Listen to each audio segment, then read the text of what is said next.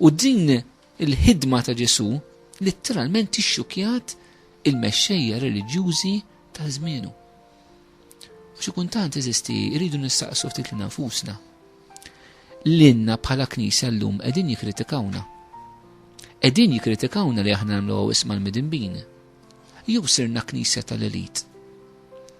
Jikkritikawna aħna li fil-parroċċi tagħna li madwarna hemm nies li huma briganti, kriminali, delinkwenti. Jew l-elit iduru madwarna aħna fil-knejjes tagħna. Jekk il-Knisja ma tirċivix din il-kritika, hemm xi ħaġa ħażina eżistijaj. Għax jistgħu jkun li aħna qed nagħmlu wisq kompromessi anka ma' min naħdmu bħala Knisja. Allura dal-Vanġelu eżistijaj qabel ma nibdew nitkellmu nirriflettu fuq il-ħnina tal-Alla. Rridu nirriflettu minn fejn se nitilqu fir-riflessjoni tagħna. Ejjew nitilqu miċ-ċirkustanzi konkreti kif aħna qegħdin ngħixuhom. U tħallix din il-kelma llum tgħaddi minn widna tidħol minn waħda u toħroġ minn oħra. Staqsi int lilek innifsek jekk inti tkun bħal Ġesu jridu jikkritikawk anka fuq min tagħmilha ma' min tagħmilha. Ġesu kien jikkritikawh li jagħmilha u jiekol mal-midinbin, mal-prostituti. U aħna eżistija llum il-ġurnata iva jekk iridu nkunu immaġni konkreta ta' Kristu fis-soċjetà tagħna llum. Jridu nfittxu dawn il-persuni mhux jas biex ngħinuhom biex nagħmluha magħhom. Kif Ġesu kien jagħmilha magħhom. Meta kien jiekol magħhom hija relazzjoni wisq profonda li Ġesu kien qed jorbot ma' dawn in-nies. Ġesu ma marx jgħidulhom kelma tajba, ma marx jgħidulhom kelma ta' ġid, ma marx jagħtihom xi taliba. Imma Ġesu mar jaqsam il-ħajja tiegħu magħhom u għalhekk ċerta qaddisin eżistija wkoll jixxukjaw dejjem is-soċjetà li huma jgħixu fiha. San Franġisk Assisi meta mar jgħix qalb il-lebrużi li kienu nies imwarbin, San Franġisk ma marx jgħin il-lebrużi, Ġesu mar jgħix fosthom, San Franġisk mar jgħix fost il-lebrużi, kien jgħix magħhom. Jiena kemm nammirek anke l-patrijiet tagħna kabuċċini jaħdmu fl-isptar. Litteralment mhux imur jagħtu servizzu jitilqu ma jaqsmu l-ħajja tagħhom hemmhekk. Naraw Madri Teresa pereżempju ma marritx tgħin lill-foqra, imma daħlet fil-ħajja tal-foqra u qasmet il-ħajja tagħha magħhom. Eżistija jeħtieġ li aħna nagħmlu bidliet konkreti fil-mentalità tagħna bħala nsara, fil-mentalità tagħna bħala aġenti pastorali fil-Knisja. Ma min naħdmu u l-mod kif aħna naħdmu. Din hija parti mill-konversjoni tagħna. Biex naslu għal dan irridu nidħlu fil-misteru ta' ħnina tal-Alla. Fit-tliet paraboli li smajna u nirriflettu ftit fuqhom, se naraw li l-kol kemm huma jispjegawna b'mod jew ieħor il-għaliex Ġesu ġib ruħu b'dan il-mod. X'inhi raġuni li Kristu iġib ruħu bil-mod li jistħoqlu kritika mill-mexxejja reliġjużi ta' żmienu.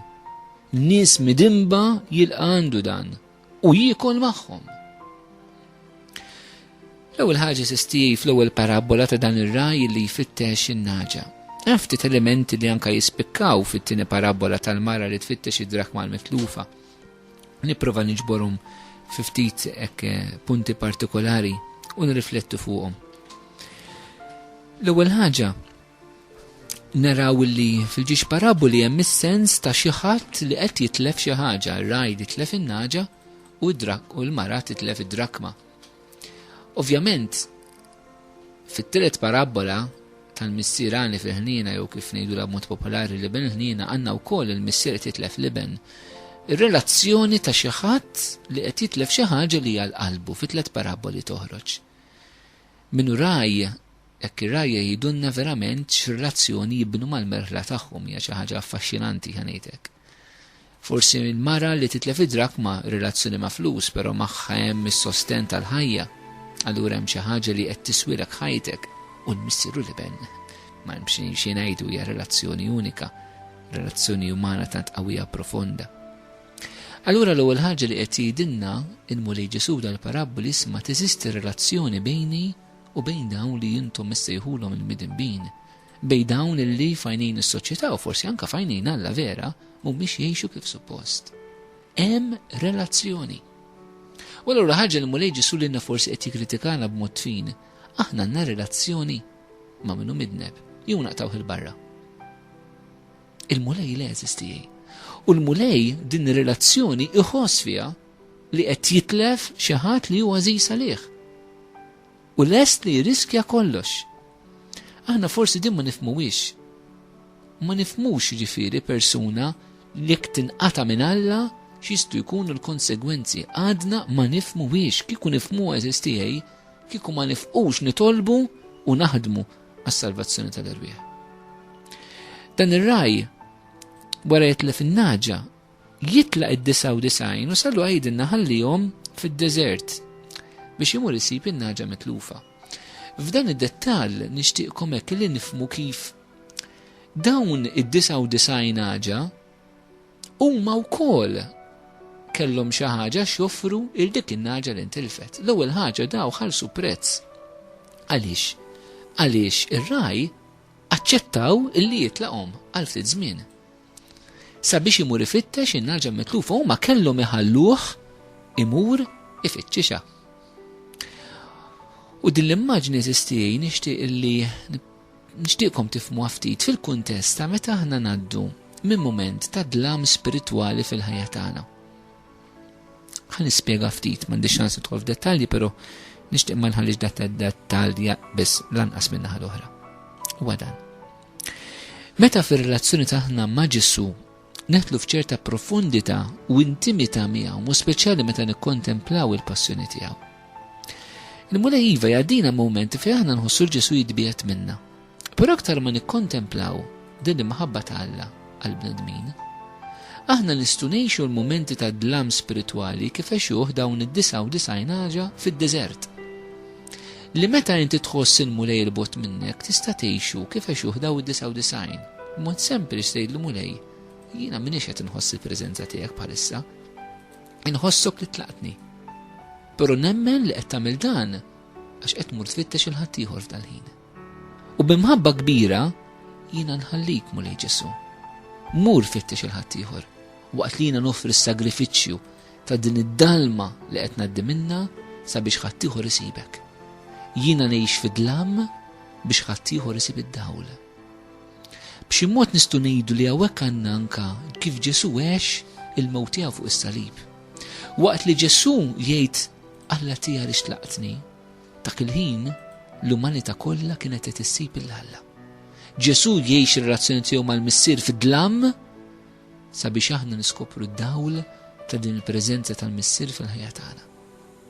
U allura nindunaw kif dawn id-99 naġa kellhom rowl x'jaqdu f'din it-tfittxija tar-raj għal dik in-naġa l-waħda. Immaġinaw kieku dawk in-naġ mod sempliċi daru madwar ir-raj tagħhom u ma ħalluhx imur ifittixa. Aħna jista' jiġrilna dak il-mod ukoll eżisti, mod spiritwali rnoqogħdu attenti. Meta l-mulej irid jgħaddina mumenti ta' deżert ejjew ngħixuhom u nħalluh imur ifittex il-ħadd ieħor u noffru l-istess dbatija tagħna anke n-nuqqas tal-preżenza tagħna li aħna ġieli nġarbu f'ħajjitna. Ngħidu l-mulej noffrijilek għal ħadd ieħor ikun jista' jsibek u jiskoprik. Naraw li meta dan ir-raj imur isib u jibqa' jfittes sa ma jsiba, dan ir-raj ma jaqtax qalbu. U naħseb dan eżistijaj irid jagħtina anke lilna hekk viżjoni ta' kif aħna għandna naħdmu għas-salvazzjoni ta' ħadd ieħor. Ma rridux naqtaw qalbna malajr eżistijaj. Ma rridux naqtaw qalbna mid-diffikultajiet mill-isfidi li aħna nsibu ruħna affaċċjati minnhom bħala Knisja meta niġu biex inwasslu il-persuna ta' Ġesu. Dan baqa' jfittex sakemm sab. U kien ir-raj li ma rifittex eżistijaj. Jeħtieġ li aħna mhux noqogħdu nistennew in-nies jiġu l-Knisja. Jeħtieġ li aħna noħorġu u nfittxu n-nies. B'mod jew bieħor. Uża d-don il-mulejtak, uża l-internet, uża l-medja, uża l-kidba, uża l-mużika, uża outreaches, uża momenti ta' rikreazzjoni, uża mod kreattiv id-don il-mulejtak. Imma tistenniex li jiġu n-nies, huwa int li trid tmur, int toqgħodx tgħid għax il-kappellani jmissu mur jagħmel home visits, għax il-kappellani jmissu mur joqgħod idur il-gażini, u għax il-kappellani ma jmissux imur idur id-djar biss waqt it-berik. Ibda int tara x'tista' tagħmel int u tfittex il-ħadd ieħor. U kien hemm xi ħadd li diġà beda. U l-kappellan ħallih jagħmel affarijiet li għandu jagħmel. Preżistijaj, aħna għandna bżonn nitlu f'dan l-ispirtu li mmorru u nfittxu. Alla fl-Antik Testament sa mill-bidunet meta Adam inħeba minn Alla bid-dnub, Alla l-imbirek imur ifittxu jgħidlu Adam fejn int. Alla jiġi jfittex il-bniedem, huwa l-sens tal-inkarnazzjoni. F'Ġesu ta' Nazaret il-missier ġi fittixna il-kol kemm aħna eżistijaj. U aħna rridu neħtlu f'din ir-relazzjoni eżistijaj li aħna wkoll nibdew nfittxu bl-istess ħerqa li Kristu qiegħed ifittex. U ma naqtawx qalbna sakemm insibu. U meta dan ir-raj isib il-dinnaġa, dan ir-raj jifraħ l-element ta' ferħ bibtijaj.